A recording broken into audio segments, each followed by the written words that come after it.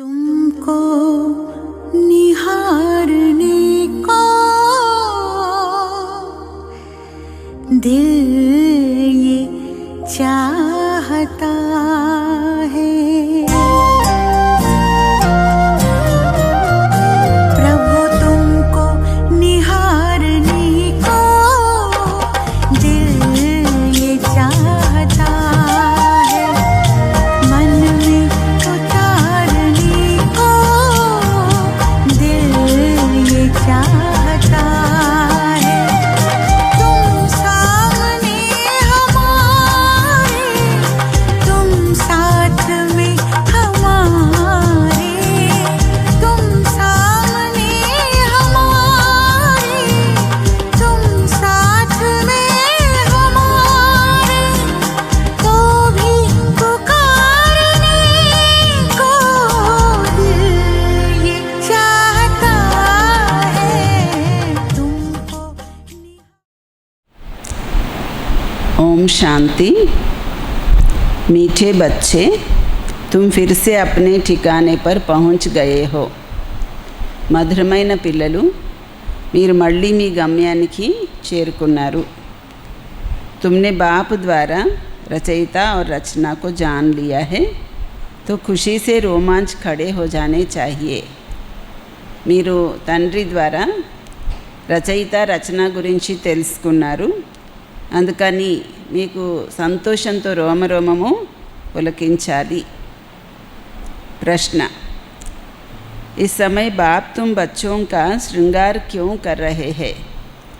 ఈ సమయంలో బాబా పిల్లలకి శృంగారం ఎందుకు చేస్తున్నారు?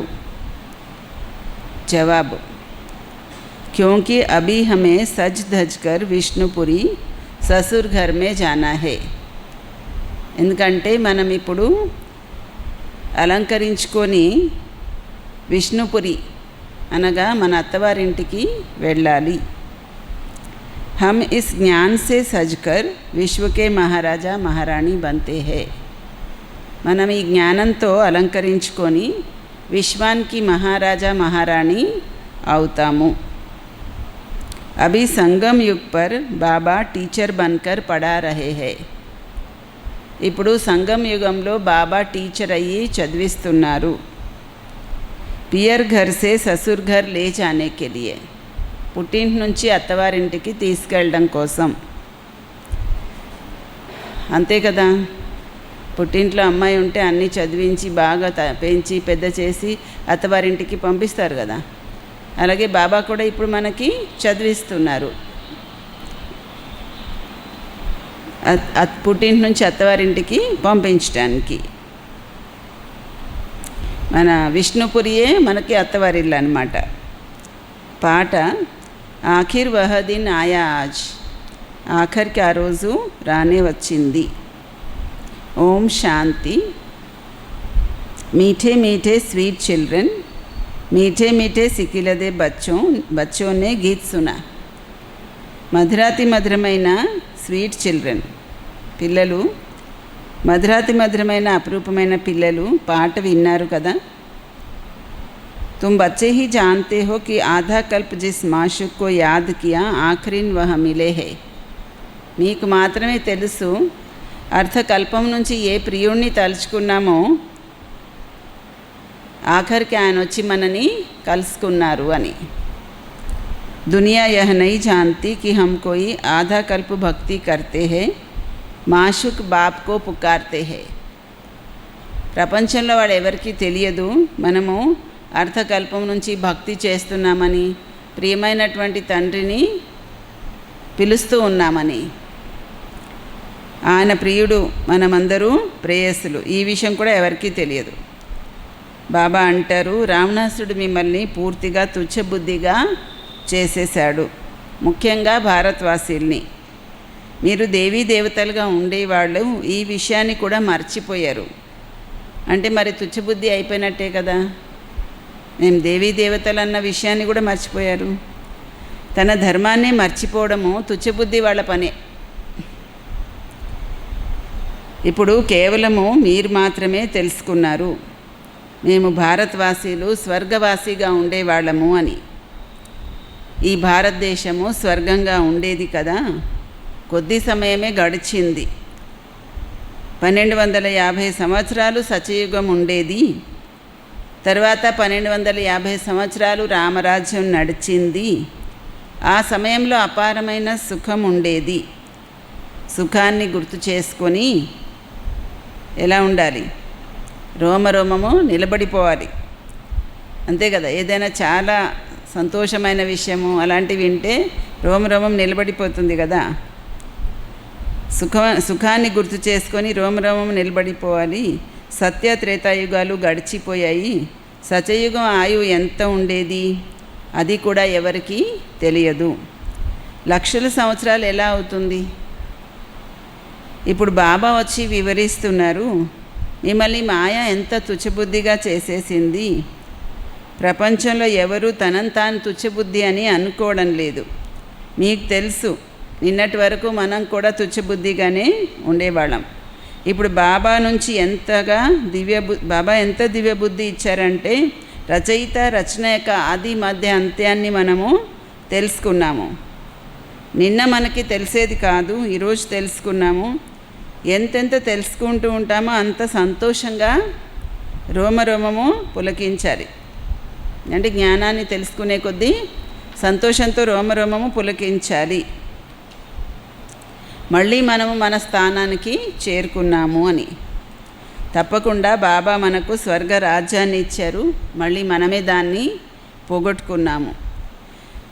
ఇప్పుడు పతితులుగా అయిపోయాము. సత్యయుగాన్ని పతితమని అనడానికి లేదు. అది పావన ప్రపంచము.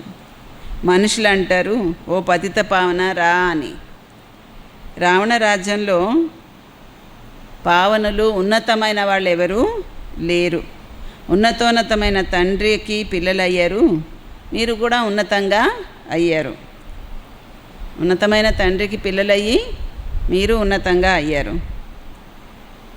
మీరు తండ్రిని తెలుసుకున్నారు. అది కూడా నంబర్ వార్ పురుషార్థానుసారము. ఉదయాన్నే లేచి మీ మనసుని మీరు ప్రశ్నించుకోండి. అమృతవేళ సమయము చాలా మంచిది. ఉదయాన్నే అమృతవేళ కూర్చొని ఆలోచించండి. బాబా మాకు తండ్రి కూడా, టీచర్ కూడా, ఓ గాడ్ ఫాదర్, ఓ పరంపిత పరమాత్మ అని అంటున్నాం కదా. మరి ఇప్పుడు పిల్లలు తెలుసుకున్నారు, మనం ఎవరిని స్మృతి చేస్తూ ఉండేవాళ్ళము, ఓ భగవంతుడా అని. ఆయన వచ్చి మనని కలుసుకున్నారు, ఆయన్ని మనం పొందాము. మనం మళ్ళీ బేహద్దు వారసత్వాన్ని తీసుకుంటున్నాము. ఆయన లౌకిక్ తండ్రి ఉన్నారు, ఈయన బేహద్ తండ్రి, పారలౌకిక్ తండ్రి. మీ లౌకిక్ తండ్రి కూడా ఆ పారలౌకిక్ తండ్రినే జ్ఞాపకం చేస్తారు, అంతేనా? మీ లౌకిక్ తండ్రి కూడా పారలౌకిక్ తండ్రిని జ్ఞాపకం చేస్తారు. మరి తండ్రులకు తండ్రి, పతులకు పతి ఆయనే కదా, అవునా? ఆయనే తండ్రులకు తండ్రి, పతులకు పతి. భారతవాసీలు కూడా, భారతవాసీలే ఆ విధంగా చెప్తారు. ఎందుకంటే ఇప్పుడు నేను తండ్రులకు తండ్రిని, పతులకు పతిని అవుతాను. ఇప్పుడు నేను మీకు తండ్రిని కూడాను, మీరు నా పిల్లలు అయ్యారు. బాబా బాబా అంటున్నారు. మళ్ళీ మిమ్మల్ని విష్ణుపురిలోకి అత్తవారింటికి తీసుకువెళ్తాను. ఇప్పుడు మీది పుట్టిల్లు, తండ్రి ఇల్లు అన్నమాట. ఇప్పుడు మీరు ఆయన పిల్లలు అయ్యారు. తర్వాత అత్తవారింటికి వెళ్తారు. పిల్లలకి తెలుసు మనని బాబా చాలా బాగా అలంకారము చేస్తున్నారు అని.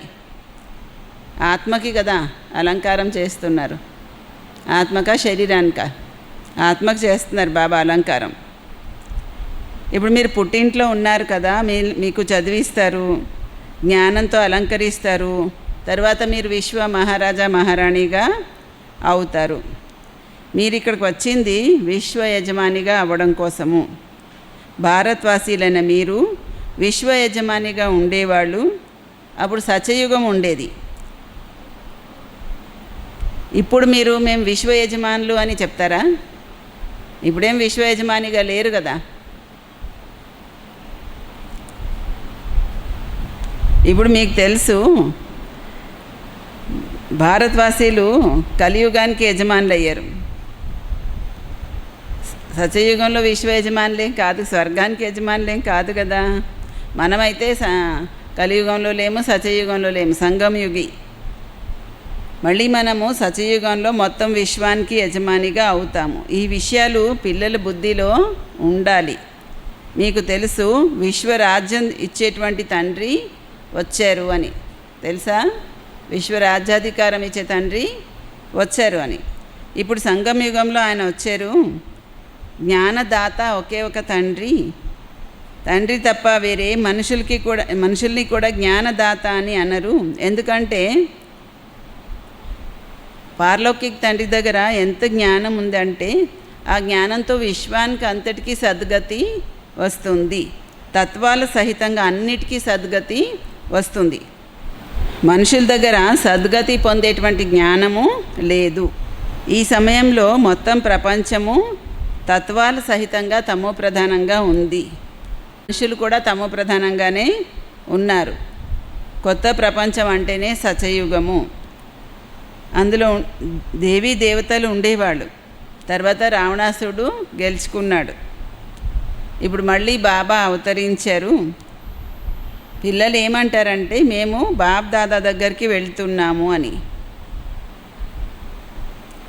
బాబా మనకి దాదా ద్వారా స్వర్గ రాజ్యం యొక్క వారసత్వాన్ని ఇస్తున్నారు.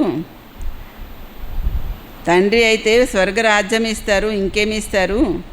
పిల్లల బుద్ధిలో అయితే ఈ విషయాలన్నీ ఉండాలి కదా.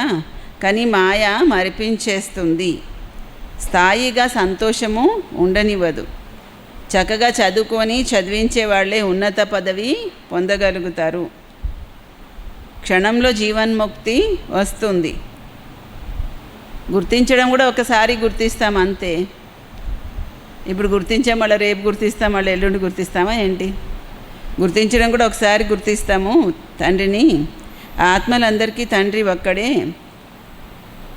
ఆయన ఇప్పుడు అవతరించారు, కానీ అందరూ ఆయన్ని కలుసుకోలేరు. తెలిసిందా? ఆత్మలందరికీ తండ్రి ఇప్పుడు అవతరించారు, కానీ అందరూ ఆయన్ని కలుసుకోలేరు. ఎందుకంటే అందరూ ఆయన్ని తెలుసుకోలేరు, అందరూ కలుసుకోలేరు కూడాను. అది అసాధ్యం.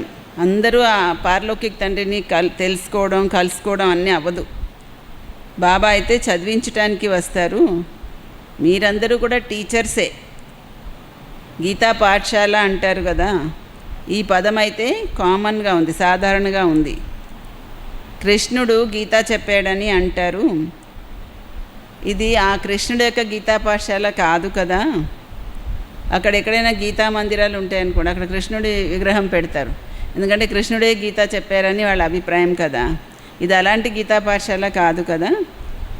ఇక్కడ కృష్ణుడు ఆత్మ కూడా చదువుకుంటుంది. పరమాత్ముడు గీతా జ్ఞానం చెప్తున్నారు. సత్యయుగంలో ఎక్కడ ఏ పాఠశాలలో అయినా ఈ జ్ఞానము చదవడం చేస్తారా? సత్యయుగంలో ఏ పాఠశాలలో అయినా ఈ జ్ఞానం చదివించడం చేస్తారా అంటే చేయరు. అక్కడ కృష్ణుడు ఉంటాడు, కానీ గీతా జ్ఞానం చెప్పడు. ఎందుకు? అక్కడెవరు మనుషులు లేరు కదా, అందరు దేవతలు ఉన్నారు. దేవతలకి ఇంకెందుకు జ్ఞానం? అవసరం లేదు. జ్ఞానం తెలుసుకొనే వాళ్ళు దేవతలు అయ్యారు. ఇంకా జ్ఞానంతో పని అక్కడ లేదు. సజీవంలో ఎవరు ఈ చదువు చెప్పరు, చదివించరు, చదువుకోరు. కృష్ణుడు అయితే సజీవం మొదలుకొని 84 జన్మలు తీసుకుంటాడు. ఒక జన్మలో ఉండే శరీరము ఇంకొక జన్మలో ఉండే శరీరంతో పోలికలు కలవదు. డ్రామా ప్లాన్ అనుసారం ప్రతి ఆత్మలో తన పాత్ర 84 జన్మలది నిండి ఉంది. ఒక క్షణము ఇంకొక క్షణంతో కలవదు. 5000 సంవత్సరాలు మీరు పాత్రాభినయం చేస్తూ వచ్చారు. ఒక్క క్షణం పాటు రెండో క్షణంతో కలవదు. ఇదెంత అర్థం చేసుకోవాల్సిన విషయము. డ్రామా కదా, పార్ట్ కూడా రిపీట్ అవుతూ ఉంటుంది. ఆ శాస్త్రాలన్నీ కూడా భక్తి మార్గానికి సంబంధించినవి. అర్ధకల్పం భక్తి నడుస్తుంది. తర్వాత సర్వ ఆత్మలకి సద్గతి నేనొచ్చి ఇస్తాను. మీకు తెలుసు, 5000 సంవత్సరాల క్రితము మీరే రాజ్యం చేసేవాడు. తెలుసా?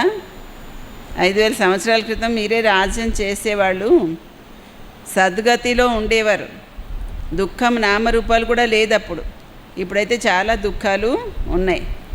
దీన్ని దుఃఖధామం అని అంటారు. శాంతిధామము, సుఖధామము, దుఃఖధామము.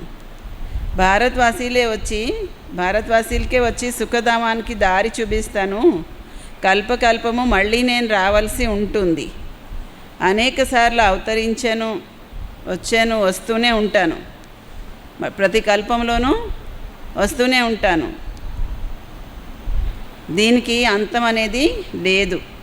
మీరు చక్రం తిరిగి మళ్ళీ దుఃఖధామంలో వస్తారు, మళ్ళీ నేను రావాల్సి ఉంటుంది. ఇప్పుడు మీకు స్మృతి వస్తుంది 84 జన్మల చక్రం ఇది అని. ఇప్పుడు బాబానైతే రచయిత అంటారు. అలాగని డ్రామాని ఎవరో రచిస్తారని అనకండి. రచయిత అనగా ఈ సమయంలో ఆయన వచ్చి సత్యయుగాన్ని రచన చేస్తారు. శివబాబా రచయిత అని ఎందుకంటారు? సత్యయుగాన్ని రచన చేస్తారు. అంతేగాని డ్రామానంతటిని ఆయన రచన చేస్తారని అనకండి. సత్యయుగంలో ఎవరి రాజ్యం ఉండేది వాళ్ళు మళ్ళీ పోగొట్టుకున్నారు. వాళ్ళకే కూర్చొని ఇప్పుడు మళ్ళీ చదువు చెప్తున్నాను. ఇప్పుడు పిల్లలందరినీ అడాప్ట్ చేసుకుంటాను. మీరు నా పిల్లలు అయ్యారు కదా, అయ్యారా? మీరు నా పిల్లలు అయ్యారు కదా. మిమ్మల్ని ఎవరు సాధు సన్యాసులు చదివించట్లేదు. ఇక్కడ చదివించేది ఒకే ఒక తండ్రి. ఆయన్నే అందరూ స్మృతి చేస్తూ ఉన్నారు. ఎవరిని స్మృతి చేస్తూ ఉన్నారో ఆయన ఏదో ఒక సమయంలో వస్తారు కదా. అసలు రాకుండా ఉండేవాడిని ఎవరెందుకు తలుస్తారు? వస్తారు కాబట్టి అందరు ఆయన్ని తలుస్తున్నారు.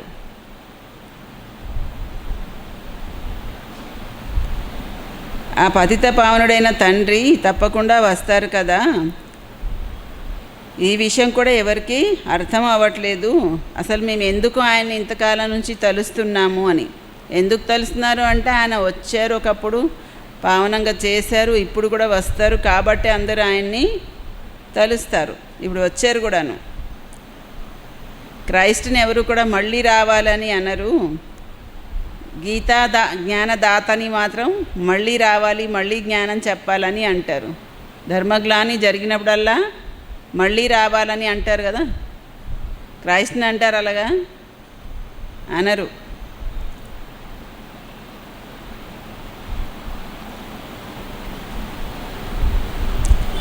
తప్పకుండా పతిత పావనుడైన తండ్రి మళ్ళీ వస్తారు. వాళ్ళు అనుకుంటారు, ఏమనుకుంటారు? క్రైస్ట్ వెళ్ళి లీనమైపోయాడు పరమాత్మలో అని, మళ్ళీ రావడం అలాంటిది ఏం లేదని. వాళ్ళు ఏం అలాగ అనరే. క్రీస్తు మళ్ళీ వస్తాడని వాళ్ళు కూడా అంటారు. అవునా?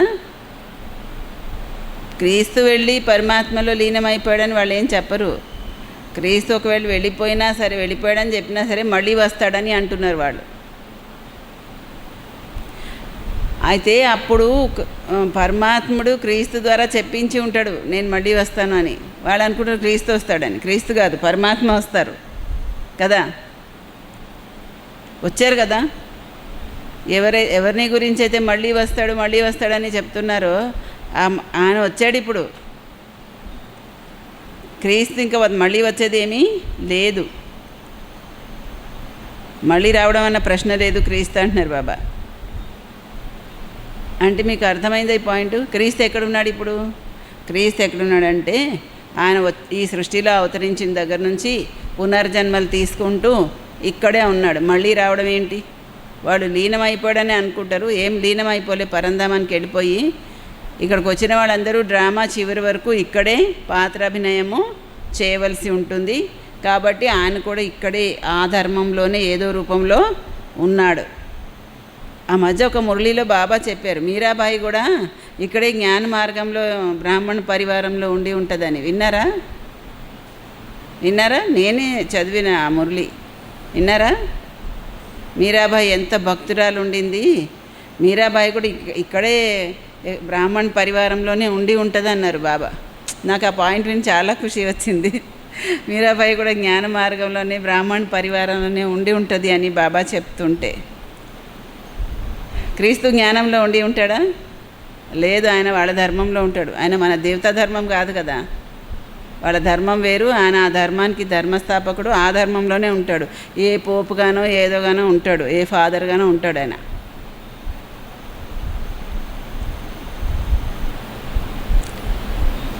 అన్ని ధర్మస్థాపకులు వచ్చారు, అయినా కూడా అందరూ పతిత పావనుడైన తండ్రిని జ్ఞాపకం చేస్తారు.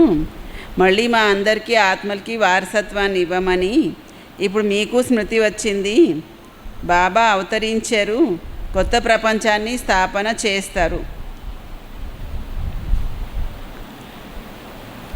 మళ్ళీ ఇతర ధర్మస్థాపకులందరూ వాళ్ళ సమయం వచ్చినప్పుడు రజోగుణంలో తమో గుణంలో ఎప్పుడు రావాల్సి ఉంటే అప్పుడు వస్తారు. ఇప్పుడు మీరు అర్థం చేసుకుంటున్నారు మనం మాస్టర్ నాలెడ్జ్ ఫుల్గా అవుతున్నాము అని. ఒక బాబాయే పిల్లలకి చదివించి విశ్వ యజమానిగా చేస్తారు. ఆయన విశ్వ యజమానిగా అవ్వరు. అందుకే బాబాని నిష్కామ సేవాధారి అని అంటారు. మనుషులు అంటారు మేము ఫలితాన్ని ఆశించట్లేదు అని, నిష్కామ సేవ చేస్తున్నామని అంటారు. కానీ అలాగేమీ ఉండదు. ఎలాంటి సంస్కారాలు తీసుకువెళ్తే ఆ సంస్కారాల అనుసారము జన్మ కూడా వస్తుంది, కర్మ ఫలము తప్పకుండా వస్తుంది. సన్యాసులు కూడా పునర్జన్మ గృహస్థుల దగ్గరే తీసుకుంటారు. మళ్ళీ సంస్కారాల అనుసారము సన్యాస ధర్మంలోకి వెళ్ళిపోతారు. బాబా సైనికులది ఉదాహరణ ఇస్తారు కదా, గీతలో కూడా రాసి ఉంది. ఏమని రాశారు? యుద్ధ మైదానంలో చనిపోతే స్వర్గవాసి అవుతారని. కానీ స్వర్గం ఉండే సమయం కూడా ఉండాలి కదా. స్వర్గం అయితే లక్షల సంవత్సరాల క్రితము సత్యయుగం అని చెప్తున్నారు. ఇప్పుడు మీకు తెలుసు బాబా ఏం వివరిస్తున్నారు, గీతలో ఏం రాశారు అని. బాబా అంటున్నారు భగవాన్ వాచ, అంటే నేను భగవంతుడిని చెప్తున్నాను, నేను సర్వవ్యాపి కాదు.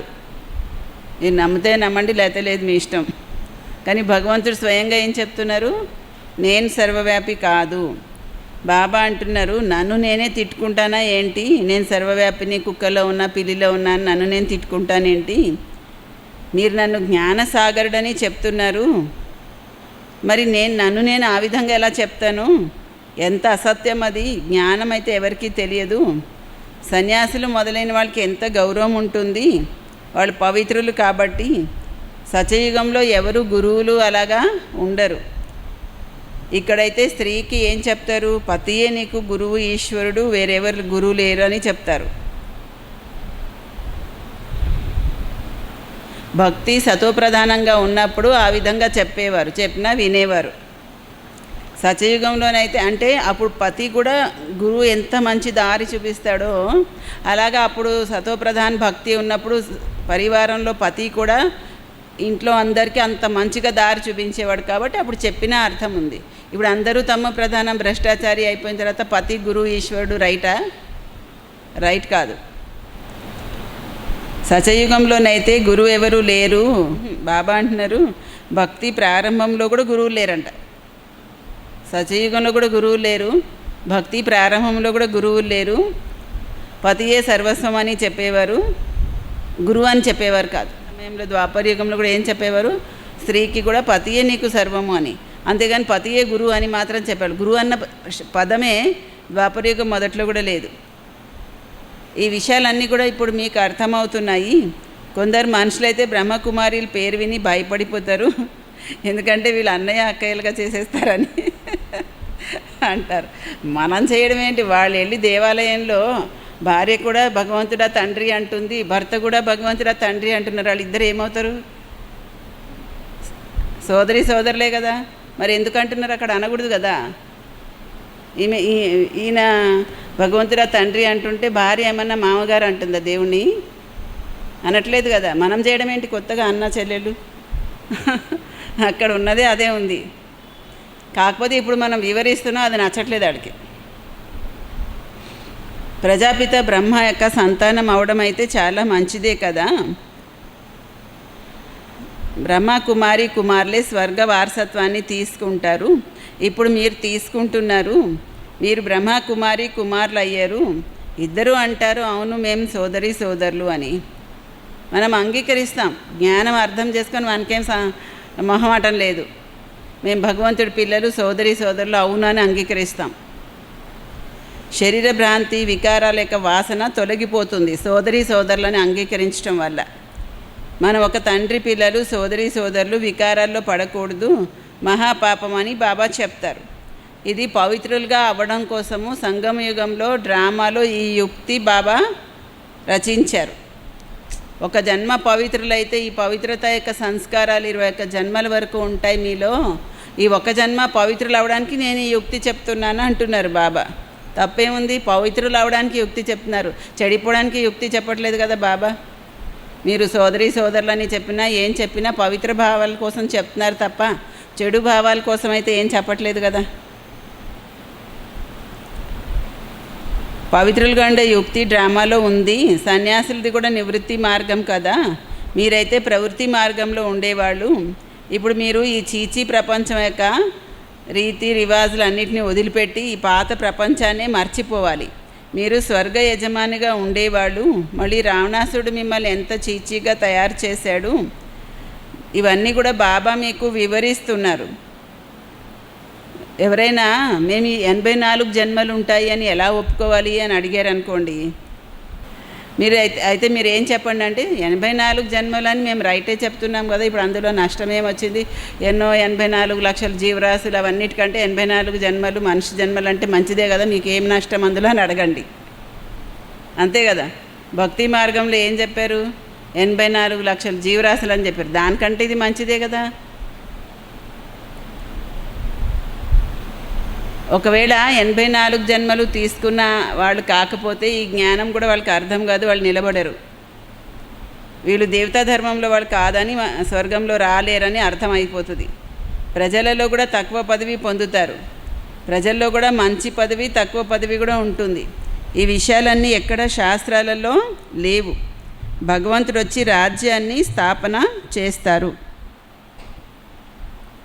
ఏం చేస్తారు? భగవంతుడు వచ్చి రాజ్యాన్ని స్థాపన చేస్తారు.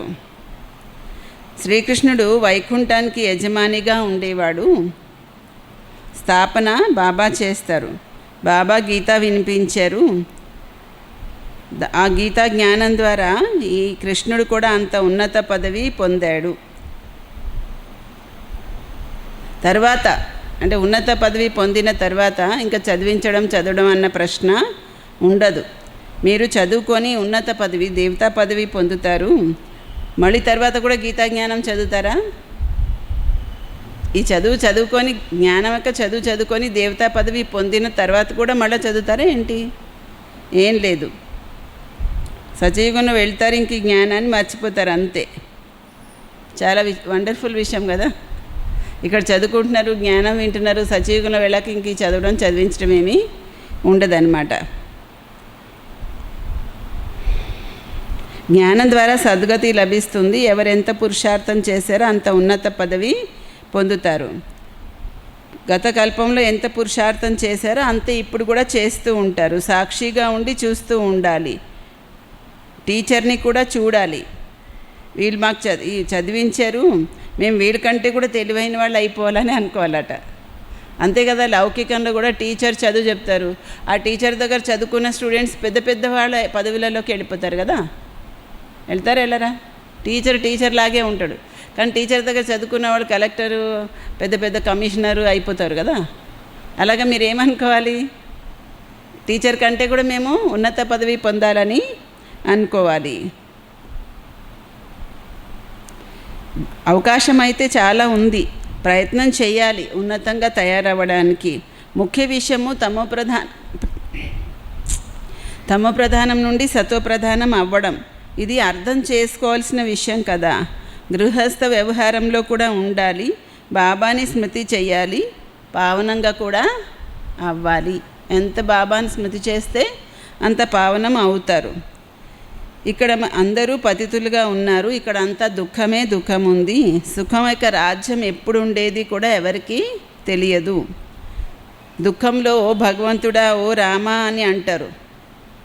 ఈ దుఃఖాలన్నీ ఎందుకు ఇచ్చావు మాకు అని ఆయన్ని పిలుస్తూ ఉంటారు. ఇప్పుడు భగవంతుడు ఎవరికి దుఃఖాలనేమి ఇవ్వడు, రావణాసుడు దుఃఖాలను ఇస్తాడు. ఇప్పుడు మీకు తెలుసు మన రాజ్యంలో వేరే ఏ ధర్మాలు లేవు. ఆ తర్వాత వేరే ధర్మాలు వచ్చాయి. మీరు ఎక్కడికైనా వెళ్ళండి, ఈ చదువు అయితే మీ వెంట ఉంటుంది. మన్మనాభవ లక్ష్యం కూడా మీకు బాబా ఇచ్చారు కదా, ఎక్కడికి వెళ్ళినా మనసుని బాబా పైన జోడించండి, బాబాని స్మృతి చెయ్యండి. బాబా నుండి మనము స్వర్గ వారసత్వాన్ని తీసుకుంటున్నాము. ఈ మాత్రం కూడా గుర్తు చేసుకోలేరా? బాబా నుండి మనం స్వర్గ వారసత్వం తీసుకుంటున్నామని ఈ స్మృతి పక్కాగా ఉండాలి. అప్పుడు అంతిమతి సోగతి అవుతుంది. अच्छा मीठे मीठे सिकिलदे बच्चों प्रति माता पिता बाप दादा का याद प्यार और गुड मॉर्निंग. रूहानी बाप की रूहानी बच्चों को नमस्ते. मीठे मीठे रूहानी बाप दादा को रूहानी बच्चों की याद प्यार गुड मॉर्निंग और नमस्ते. धारणा पॉइंट्स. ఉదయాన్నే లేచి అమృతవేళ లేచి ఆలోచించాలి, బాబా మాకు తండ్రి కూడా, టీచర్ కూడా. ఇప్పుడు బాబా మమ్మల్ని జ్ఞానరత్నాలతో అలంకారం చేయడానికి వచ్చారు. ఆయన తండ్రులకు తండ్రి, పతులకు పతి. ఈ విధంగా ఆలోచిస్తూ అపారమైన ఖుషి అనుభవము చేసుకోవాలి. మరి మీకు ఖుషి ఉంటుందా? పతులకు పతి, తండ్రులకు తండ్రి, ఆయన మనని జ్ఞానరత్నాలతో అలంకారం చేస్తున్నారు అని గుర్తు చేసుకొని చాలా ఖుషిగా ఉండాలి. రెండో పాయింట్, ప్రతి ఒక్కరి పురుషార్థాన్ని సాక్షిగా ఉండి చూస్తూ ఉండాలి.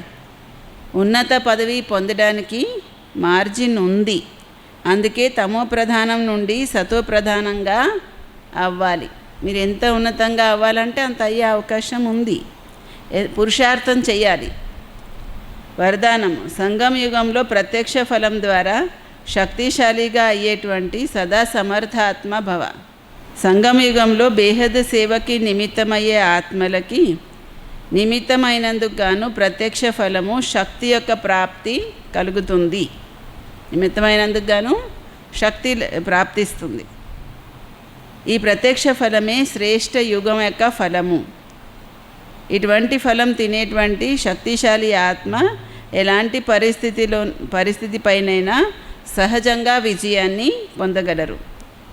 వాళ్ళు సమర్థుడైనటువంటి తండ్రి తోడుగా ఉన్న కారణంగా వ్యర్థం నుండి సహజంగా ముక్తులైపోతారు. విషసర్పాలు లాంటి పరిస్థితులైనా సరే వాటిపైన కూడా విజయము పొందుతారు. అందుకే స్మృతి చిహ్నం చూపిస్తారు, కృష్ణుడు సర్పం పైన డాన్స్ చేశాడని. అంటే విష సర్పాలు లాంటి పరిస్థితుల్లో కూడా విజయాన్ని పొందుతారన్నమాట. అందుకే అలా చూపించారు. స్లోగన్, పాస్వితోనర్ అయ్యి గతాన్ని గతం గతః అని వదిలేసేయండి. బాబాకి సదా దగ్గరగా ఉండండి. గతాన్ని పట్టుకుంటే బాబాకి దూరం అవుతాం, అంతేనా కదా? ఒక్కొక్కసారి గతాన్ని వదిలేసే శక్తి తగ్గిపోతుంది, గతాన్నే పట్టుకొని ఉంటాం. బాబా ఏమో గతాన్ని వదిలేయండి అంటున్నారు. ఓం శాంతి.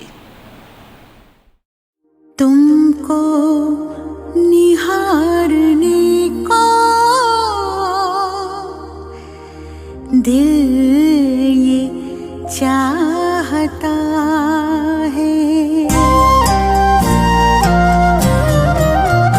प्रभु तुमको निहारने को दिल ये चाहता है, मन में उतारने को